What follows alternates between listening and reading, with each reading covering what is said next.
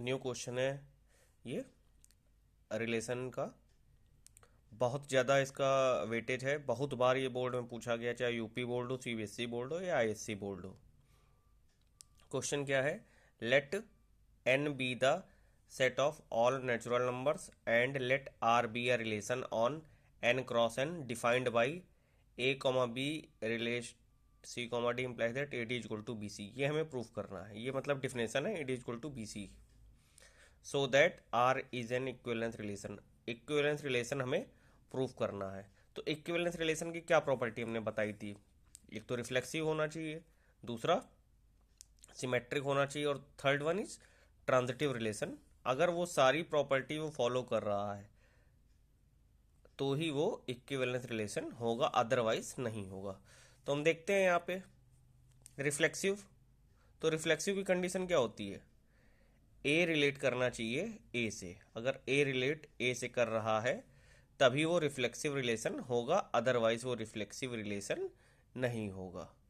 तो रिफ्लेक्सिव के लिए अगर हम यहाँ डिफिनेशन की बात करें, अगर यहाँ पे ए रिलेट ए है, यहाँ पे A B relate C D है, तो मीन्स रिफ्लेक्सिव केस में क्या हो जाएगा? ए कॉमा बी जो है रिलेट कर रहा है सी कॉमा डी से। अब रिफ्लेक्सिव का जब केस हो जाएगा तो ये वाला रिफ्लेक्सिव में तो सेम होते हैं, ए कॉमा ए रिलेट रिलेट करेगा ए कॉमा ए से। यहाँ क्या था डिफिनेशन के according? A D is equal to B C. मतलब ये जो फर्स्ट वाला एलिमेंट है इसके लास्ट वाले से, मतलब ए से डी मल्टीप्लाई हो रहा, और इसका सेकंड वाला इसके फर्स्ट वाले से मल्टीप्लाई हो रहा, बी इंटू सी, मतलब means A D equal to B C. अगर हम इसको 1 1 2 3 4 नंबर दे दें तो 1 वाला 4 से हो रहा है मल्टीप्लाई, और सेकंड वाला 3rd से मल्टीप्लाई हो रहा है। इसी तरह यहाँ पे फर्स्ट वाला लास्ट वाले से मल्टीप्लाई होगा तो भी ए स्क्वायर आएगा, और ए वाला ए से मल्टीप्लाई होगा, मतलब सेकंड वाला 3rd से मल्टीप्लाई होगा तो भी ए स्क्वायर आएगा। मतलब ये दोनों ही कंडीशन में क्या आ रहा है? सेम आ रहा है। तो ये क्या हो गया? It is reflexive. I hope आपको क्लियर होगा रिफ्लेक्सिव को कॉन्सेप्ट। अब हम समझते हैं सिमेट्रिक। सिमेट्रिक के लिए क्या करना है हमें?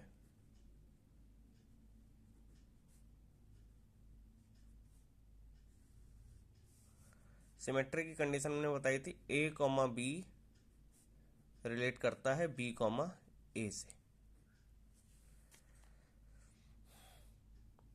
अगर ए कॉमा बी है तो बी कॉमा ए भी होना चाहिए। तो देखते हैं यहाँ पे डिफिनेशन क्या है। ए कॉमा बी रिलेट कर रहा है सी कॉमा डी से, तो इम्प्लाइज दैट क्या आ रहा है? A D equal to B C. अब अगर ए कॉमा बी रिलेट कर रहा है सी कॉमा डी से तो A D equal to B C. अब ये पूरा ए बी जो है यहाँ पे वो हमने ए मान लिया, ये पूरा ए और ये बी, तो A D equal to B C आ रहा है। अब बी रिलेट ए से अगर ये वाला हम करना चाहें बी कॉमा ए, तो क्या हो जाएगा? सी कॉमा डी रिलेट करना चाहिए ए कॉमा बी से, तो सी का मल्टीप्लाई बी से, C into B, and D का मल्टीप्लाई ए से, डी इंटू ए, तो B C equal to A D हो गया ना? हो गया कि नहीं हो गया भाई? तो ये हो गया सिमेट्रिक। कैसे? फिर से देख लीजिए। ए कॉमा बी, सिमेट्रिक की डेफिनेशन क्या बताई थी हमने? ए कॉमा बी रिलेट करता है बी कॉमा ए से। ए कॉमा बी रिलेट करता है, अगर ए कॉमा बी होगा तो बी कॉमा ए भी होना चाहिए। अब यहाँ पे डेफिनेशन क्या दी है? ए कॉमा बी रिलेट कर रहा है सी कॉमा डी से, तो ए का डी से मल्टीप्लाई और बी का सी से। ये पूरा ए समझो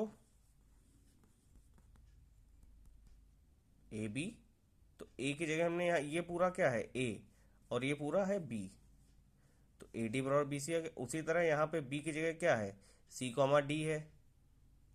ए की जगह क्या है? ए कॉमा बी है, तो सी मल्टीप्लाई हो गया बी से और डी मल्टीप्लाई हो गया ए से, C B equal to A D. आसानी से आ गया ना समझ में। अब अगला देखते हैं ट्रांजिटिव। अब ट्रांजिटिव में हमें जो रिक्वायरमेंट होती है वो 3 चीज़ों की होती है। पहला देखो, रिलेशन इसमें दिया है ए कॉमा, अगर बी है, ट्रांजिटिव की कंडीशन क्या होती है देखिए साइड में बता रहे हैं। अगर ए रिलेट कर रहा है बी से और बी रिलेट कर रहा है सी से, तो इन दोनों की हेल्प से हमको क्या प्रूफ करना होता है, ए रिलेट करेगा सी से by first and second. Clear है बात। तो अब यहाँ पे ये पूरा ए और ये बी। अब अगर ए रिलेट कर रहा है बी से और बी रिलेट, तो क्या आ रहा है, A D equal to B C according to definition. First हो गया। अब बी रिलेट करेगा सी से, तो बी तो ये है हमारा सी कॉमा डी। अब हम यहां पे एक नई चीज कोई मानेंगे। भाई रिलेशन दिया है, जैसे ए बी और सी डी दिया है, ये ए ये बी, राइट। उसी तरह एक हम थर्ड चीज लेके आएंगे। मान लो हम लेके आए एम और एन। जैसे बी रिलेट करता है सी से, तो ये सी की जगह आ गया मान लीजिए, तो सी से मल्टीप्लाई हुआ एन का, C N is equal to D M. ये हो गया सेकंड इक्वेशन। अब इन दोनों इक्वेशनों से हमें क्या लाना होगा बताइए आप। ए रिलेट करना चाहिए सी से, मतलब ए बी और एम एन का रिलेशन क्या आ जाना चाहिए, A N is equal to B M. इन दोनों से अगर हम ले आए तो बहुत आसानी से आ जाएगा हमारा। तो देखिए हम क्या करते हैं, फ्रॉम इक्वेशन फर्स्ट, एक from equation first, equation first से हम वैल्यू निकालेंगे डी की। तो डी की वैल्यू क्या आ गई, बी सी अपॉन ए। अब हम ये डी की वैल्यू रख देंगे सेकंड इक्वेशन में, C N is equal to, D की जगह रखेंगे B C upon A into M. यहाँ पे ये सी से सी कट गया और ये ए क्रॉस मल्टीप्लाई में इधर आ गया, तो क्या हो गया, A N is equal to B M. आ गया ना, A N is equal to B M, मतलब ए फर्स्ट टर्म लास्ट वाले से मल्टीप्लाई हो गया सी से ए एन, और ये बी एम। तो ये हो गया ना, ए रिलेट कर गया सी से। तो अब ए रिलेट कर गया सी से, तो क्या हो गया, ये इक्विवेलेंस रिलेशन हमारा प्रूफ हो गया।